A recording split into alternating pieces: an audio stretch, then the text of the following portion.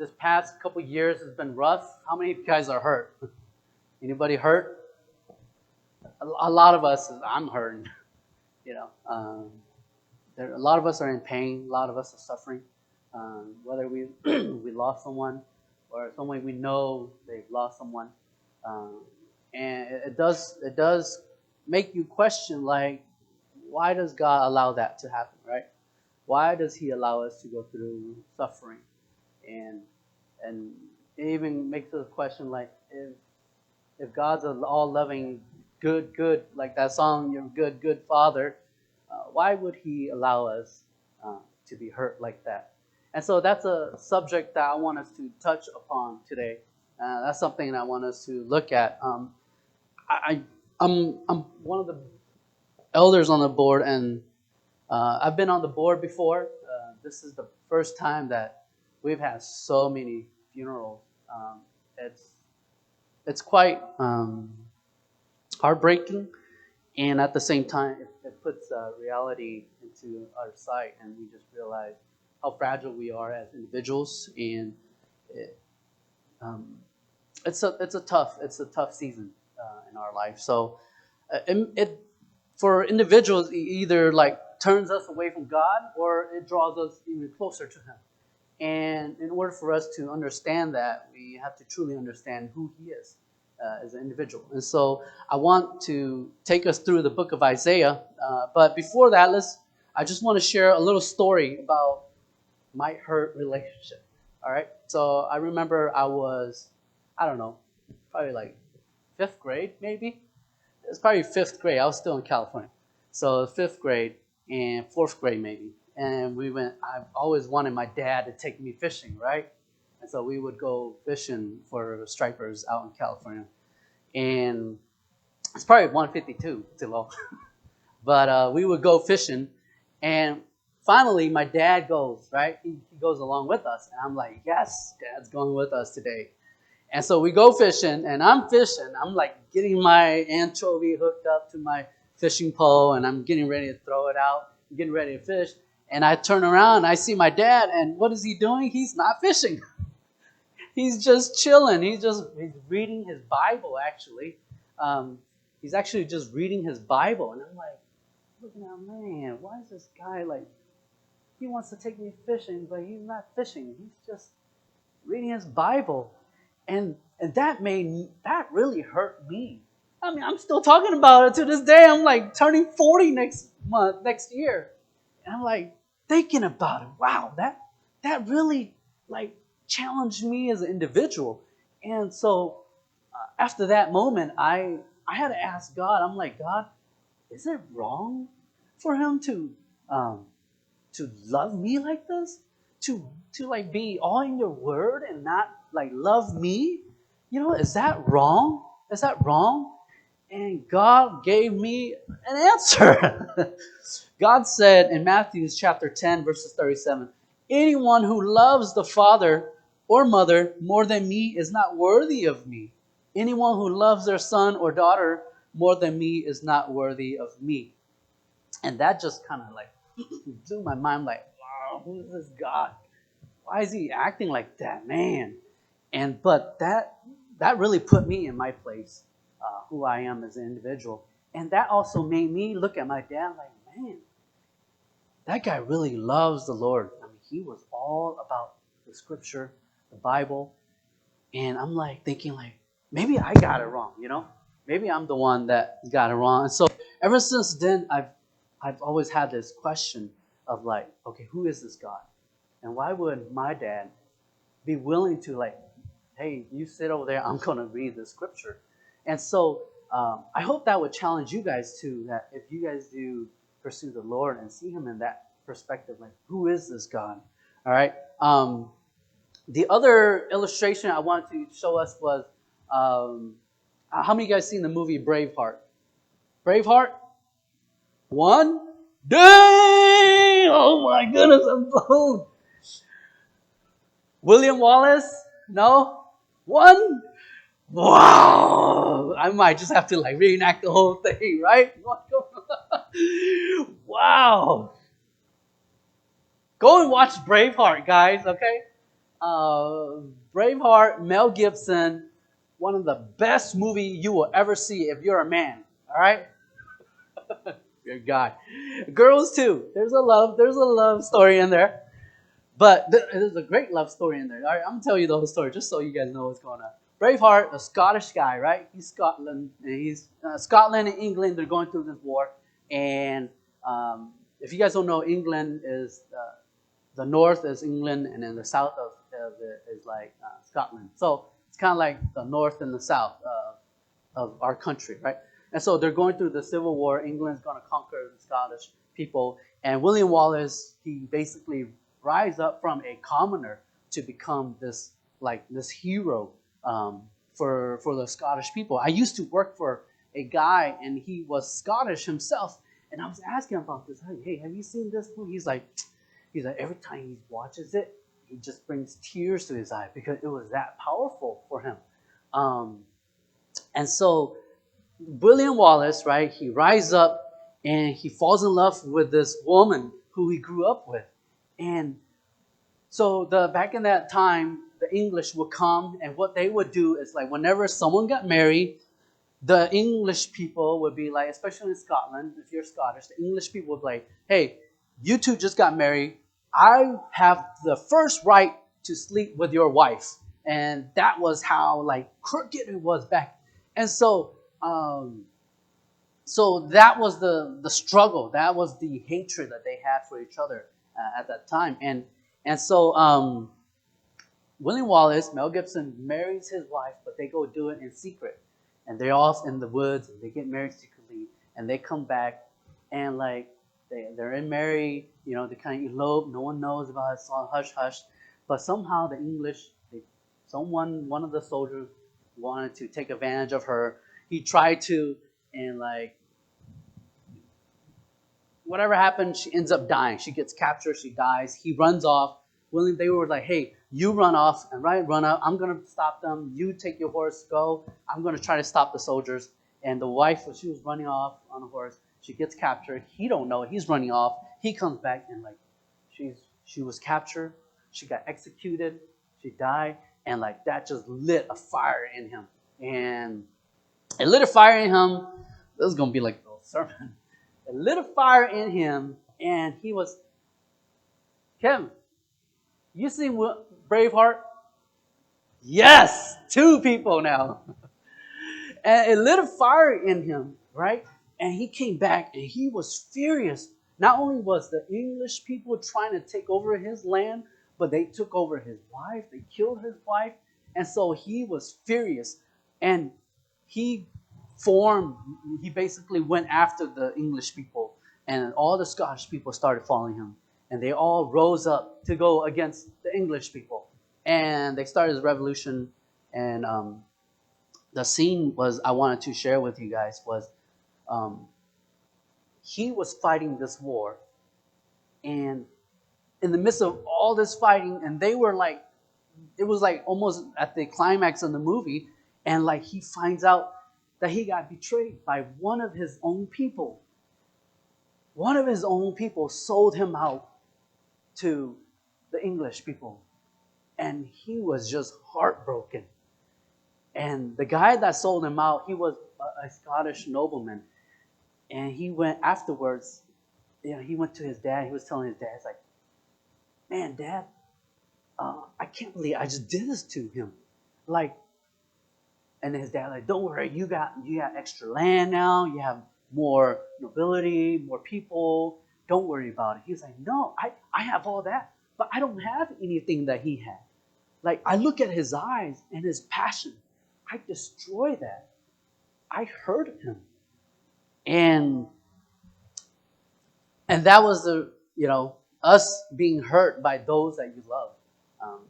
It's like those that you trust the most hurt you. And it's a devastating feeling if you guys ever gone through it. And it takes a while to recover. And I'm not gonna lie, sometimes it takes years, but it truly takes a while. And there are days when you have forgiven that person that has hurt you, but there's still that wound, like Jesus, right? you would still see the scars on him. You'll still see the whips on him, and like it's a reminder that even though we are new, we still have all these scars in our life, and so we want to go into our scripture that we're reading. And if you have your Bible, let's go to Isaiah chapter 53.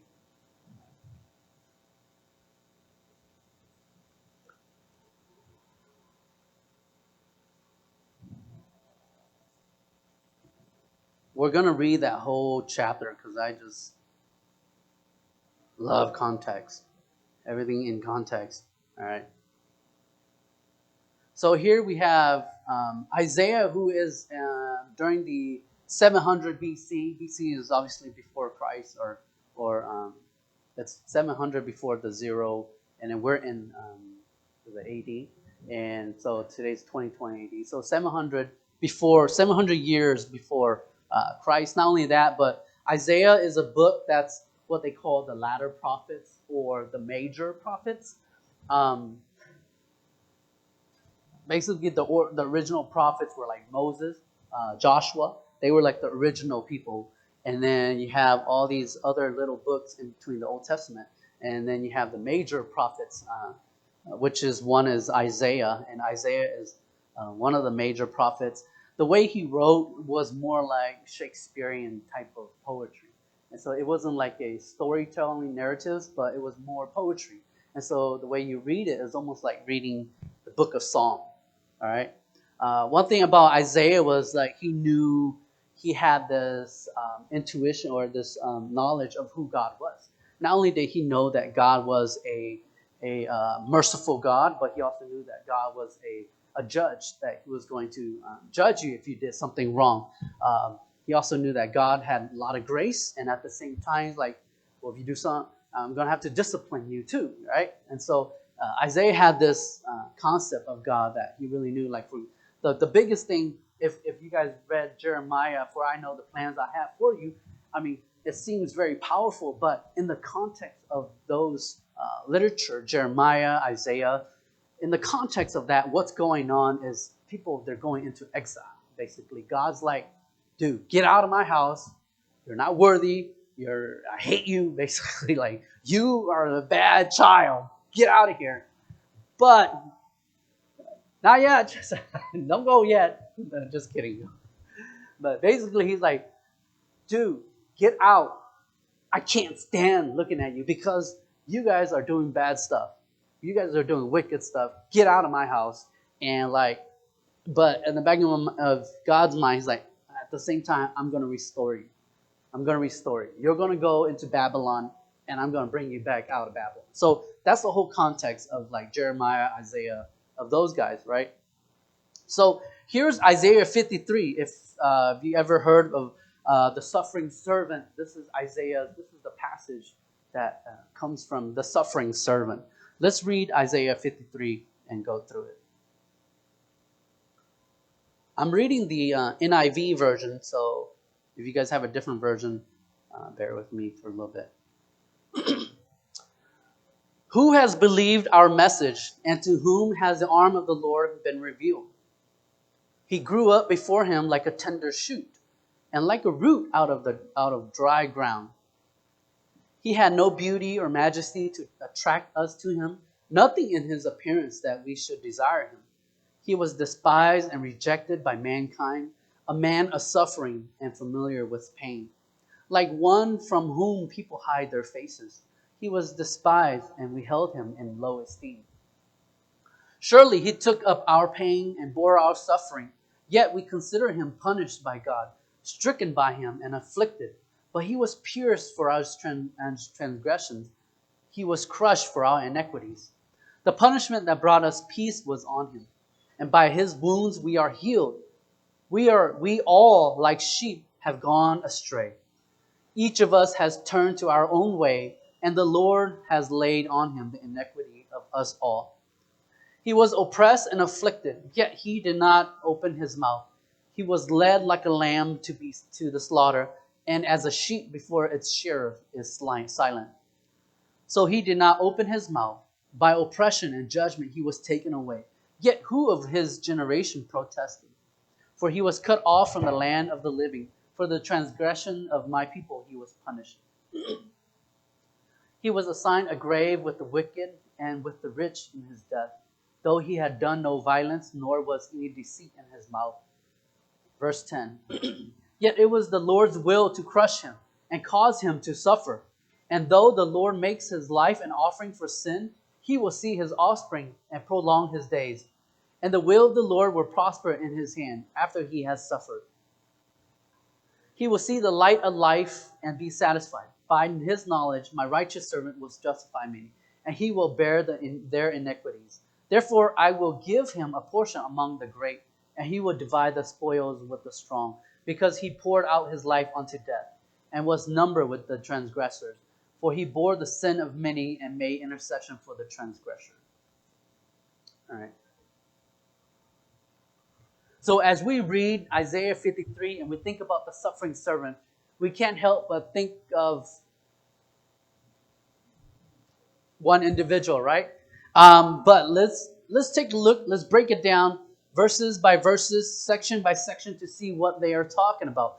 The verses 1 through 3, right? Let's read that again, 1 through 3, or just some snippets of it. He grew up before him like a tender shoot. He had no beauty or majesty to attract us to him.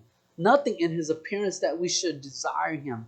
He was despised and rejected by mankind, a man of suffering and familiar with pain.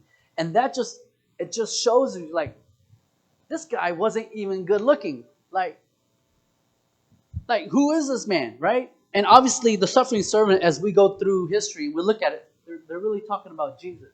He's talking about Jesus as the suffering servant. And if you think of Jesus, what do you think of, right? You think of this good-looking guy. Dude, he's God, man. He can look at however he wants to look like, right? And he's very attractive. Like, it just resonates with you. Man, he not only knows your heart, but he loves you, and he opens you, and he's rich. He's the King of Kings. Dude, he's this awesome guy. But the way that Isaiah describes him is like, that doesn't sound like my Jesus, right? And so, like, he was like this guy that's not even attractive. Like, as when we read about Saul, King Saul, right? King Saul stood a head above of everybody. Like, I'm this high, right? Take one head of me up this high, and Saul's like that height. And that's King Saul. And they made that point across. And there's these other, like Samson, right? Long, beautiful hair. Oh my goodness. Or King David with his this majestic voice and his poetry. But here Isaiah is explaining about our Lord Jesus. Like, dude's just okay. You know, if you ever have been like settled with a girl or a guy, and it's not, yeah, you know, they're okay. I kind of just ended up with that person. I wasn't, my A game wasn't that great, you know, but I love that person. That's why I'm with that person. It wasn't because of their beauty or their handsomeness or their look, but it was just kind of like, so that's what Isaiah was saying about Jesus. I'm like, really? Isaiah 52 says, just as there were many who were appalled at him, his appearance was so disfigured beyond that of any human being, and his form marred beyond human likeness. I was arguing to a point of like, Jesus was spending so much time with the lepers. If you guys know, leprosy is where your skin basically starts to die off, and it's very contagious. That's why, like, back in the days when people had leprosy, they would cover their face up like how some of us are doing now. We don't want to spread it, right? And the leprosy, they would cover their face up. They would go and have their own little villages of lepers, and they would just hide out. And whenever people walk by, they have to shout out unclean, or like, go away, get away, we are lepers, get away. And Jesus spent a lot of his time with those people like that. And some people have argued that maybe even Jesus himself had leprosy himself to that point. And it really just kind of like um, destroyed my worldview of who Jesus is. I was like thinking like, no, that can't be Jesus. He can heal himself. He's God. He's immune to these. And when he died, he just kind of like, lowered his power a little bit, But it's not. He's fully human too. And so the argument is there. Not only that, but he's just this regular dude, not even attractive, and yet he became the Lord of Lords, the sacrificial lamb, which takes us to the next couple passages, next couple verses, verses 4 through 6, in which it describes a perfect sacrifice. And so this perfect sacrifice, which is the sacrificial lamb, Isaiah is talking about this guy. And this practice, as you guys listen to, Pastor Yang was talking about a couple weeks ago, the priests, when they go and make the sacrifice, they have to tie a rope around his ankle just in case, like, he wasn't holy that week or something. Maybe he yelled at his kids before he came to make a sacrifice or something. And he just wasn't right with God, and he just died while making that sacrifice. And so they have to tie a rope around his feet, and they have to drag him out if he dies in there. But Jesus Christ became that sacrificial lamb. And that was a practice that the Jewish people, they did not just yearly, but on a daily basis and a weekly basis as well. So verses 7 through 9, Isaiah is talking about Jesus, or talking about this suffering servant. He was oppressed and afflicted, yet he did not open his mouth. He was led like a lamb to the slaughter, and as a sheep before its shearers is silent.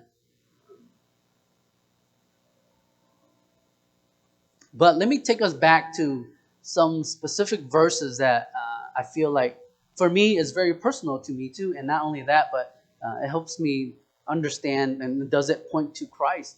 Verses 5, but he was pierced for our transgressions. He was crushed for our iniquities. The punishment that brought us peace was on him. And by his wounds we are healed. And those very specific description happened to Jesus. When he was hanging on the cross, the Roman soldiers, they pierced his side to make sure he died, right? To make sure he's dead. And when they pierced it, water and blood came out of him. Not only that, but as they whipped him, they had these specific whips that were meant to rip flesh out. So if any of you guys gone fishing, it's kind of like these whips that had hooks at the end. And these little hooks at this whip, and they will whip him, and they would like just kind of rip it out. And as they rip out, the flesh would come off with it. So that was the height of the Roman Empire, to show their power of like, hey man, if you do something wrong, you're going to get crucified. And being crucified is pretty rough. So that's why when they say carry your cross, be crucified with Christ, it's physically, to that context, we don't know it, how Jesus went through. So those hook-like whips that would rip out the flesh from Jesus Christ by his, as it says here, it was, but he was pierced for our transgression. He was crushed for our iniquities. The punishment that brought us peace was on him, and by his wounds we were healed. All right. So as we continue on reading verses 7 through 9, obviously it talks about him and being judged by Pilate, as I would think of it. And not only that, but he hung with the criminals, with those that are like not totally him, the criminals that hung next to him.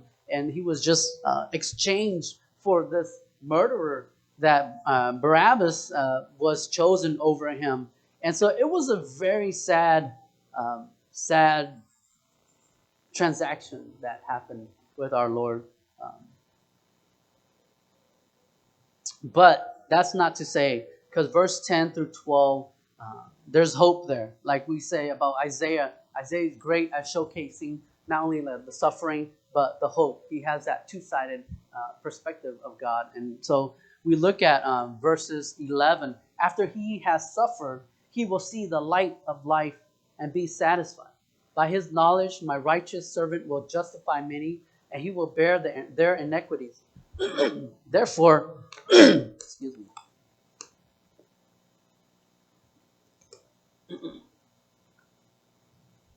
Therefore, I will give him a portion among the great, and he will divide the spoils with the strong, because he poured out his life unto death, and was numbered with the transgressor. For he bore the sin of many, and made intercession for the transgressor. That is the suffering servant passage. If you guys ever think you're suffering, go read that to see if you are suffering. It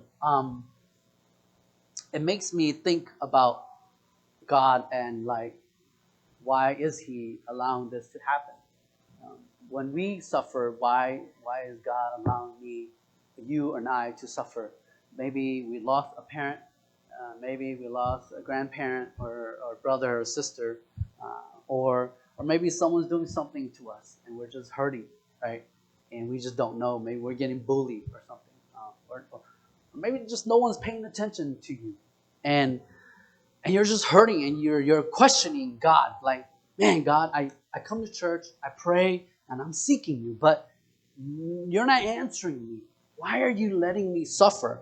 And so this is something that it made me want to dig into it and want to find out is like, if God is a good Father, a good God, why does he let this happen to us? And is he evil, basically? Is he evil? Is he evil God if he is to allow us to go through pain and suffering? And so I had to define evil for us. For me, I'm just like, what is evil then? My understanding, we think of what? Like Hitler, right?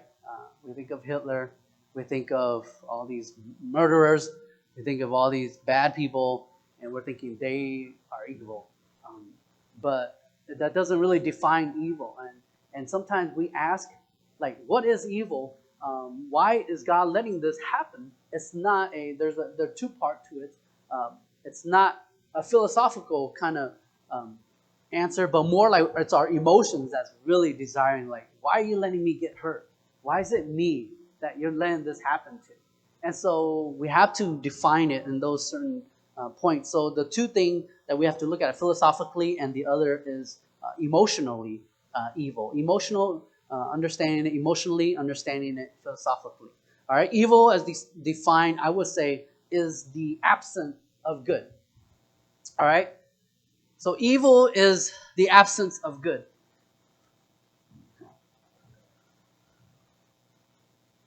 So like, it's kind of like darkness, right? Like, is there really such a thing as being dark, right? Or is that really just the absence of light?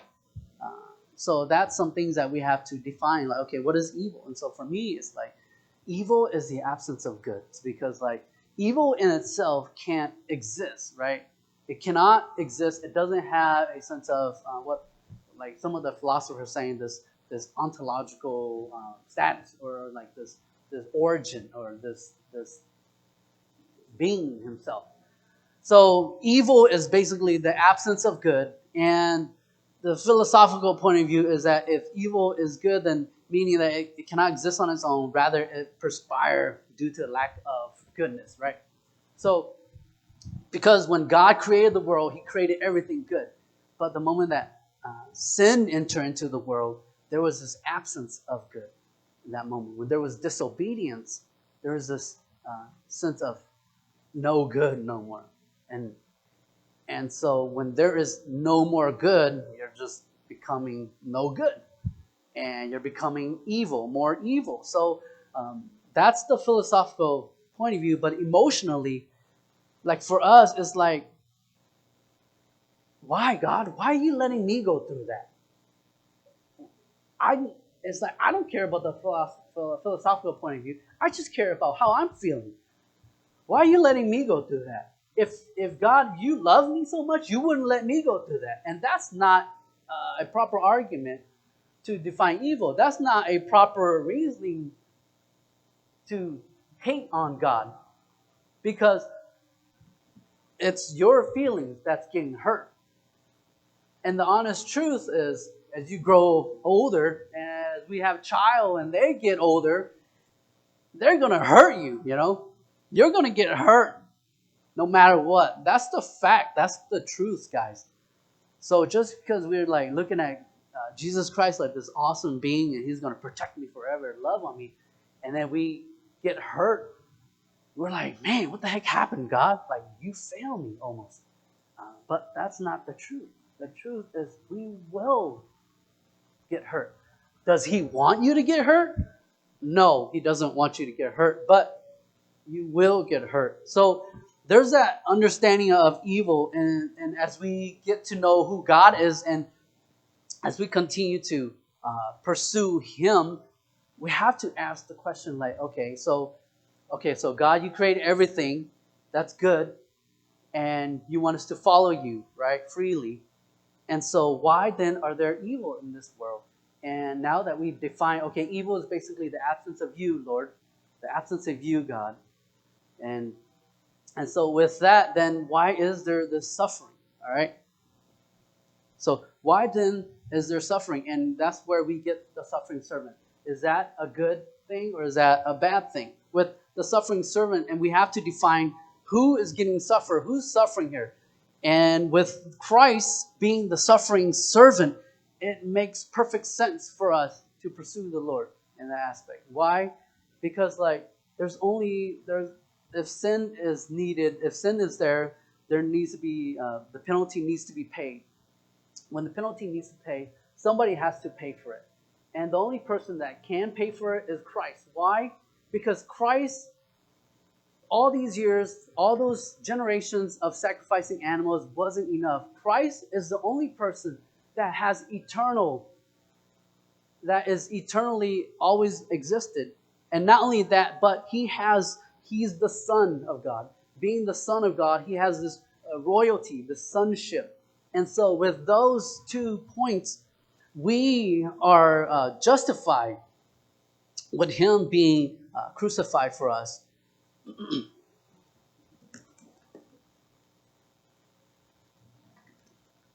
So with this being the suffering servant, let me read to us Hebrews chapter 5, verses 9. Some of these talk about why Christ is the suffering servant and why it makes sense that he is the one. I'm going to read through some of these passages for us about Christ. Hebrews 5 verses 9. And having been made perfect, he became to all those who obey him the source of eternal salvation. Hebrews 7:26 about Christ. For it was fitting for us to have such a high priest, holy, innocent, undefiled, separated from sinners, and exalted above the heavens. Or 1 Peter 2:22, he committed no sin, neither was deceit found in his mouth. And it goes on and on about Christ being this perfect sacrifice for us. And that was the only way for us to be redeemed and to come back to be a child of God.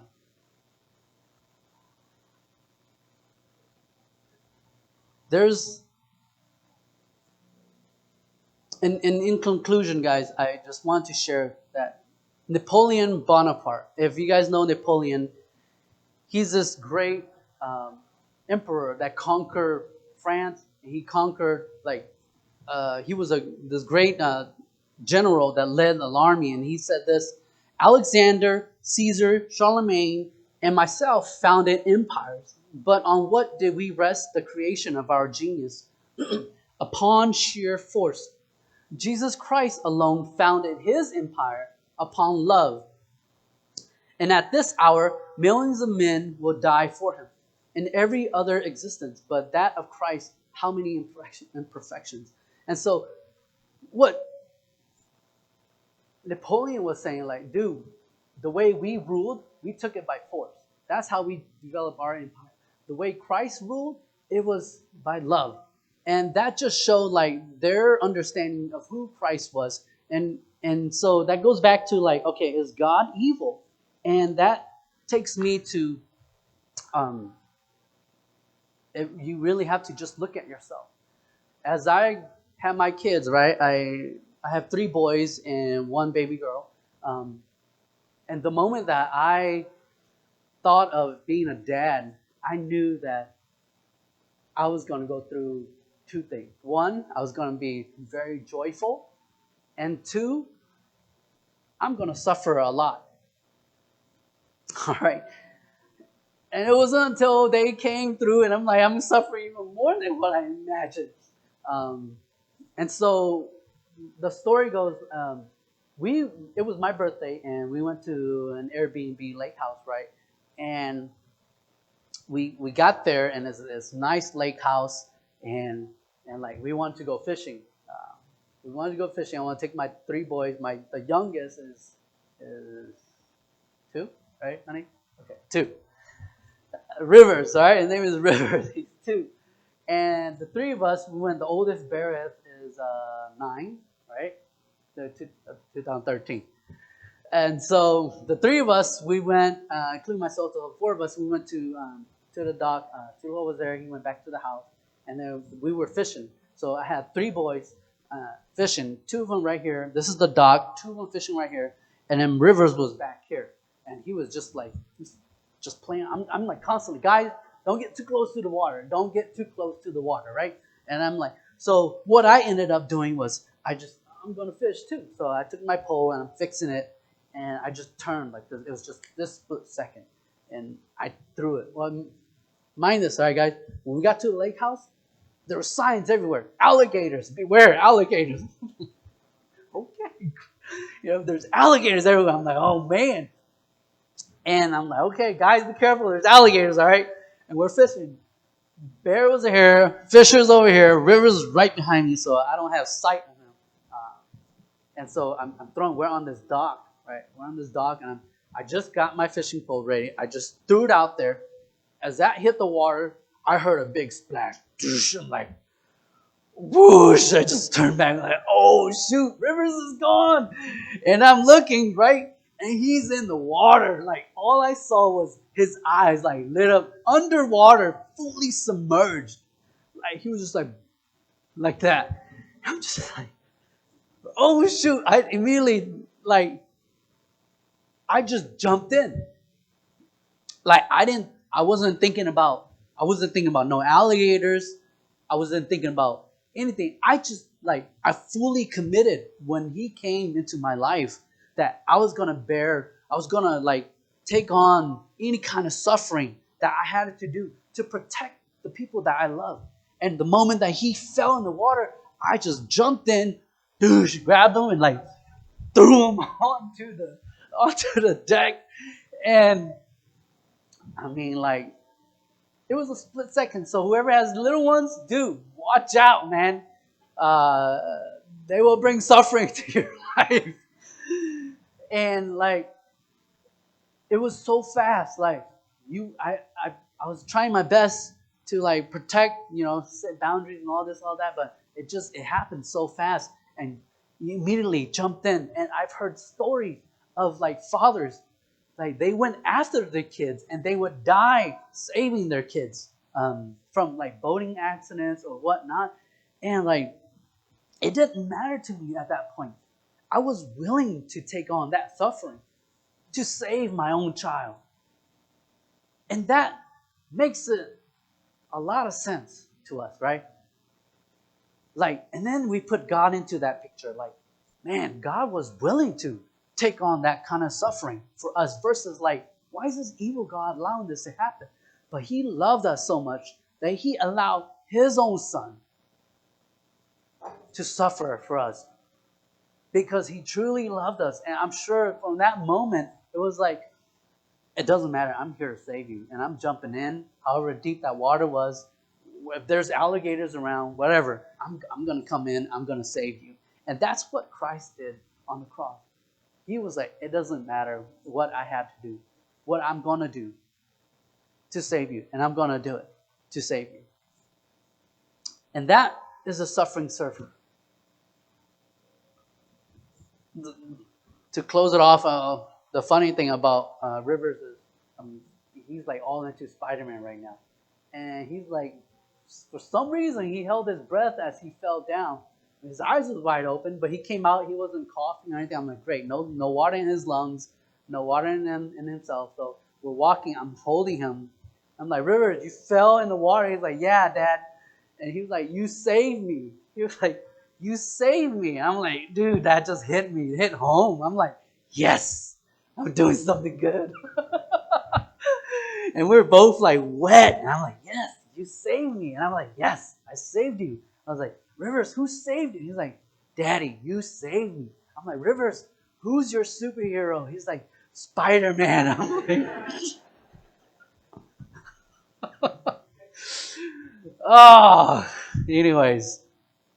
But he still talks about it to this day, that Dad, you saved me that day. And that will stick with me for the rest of my life.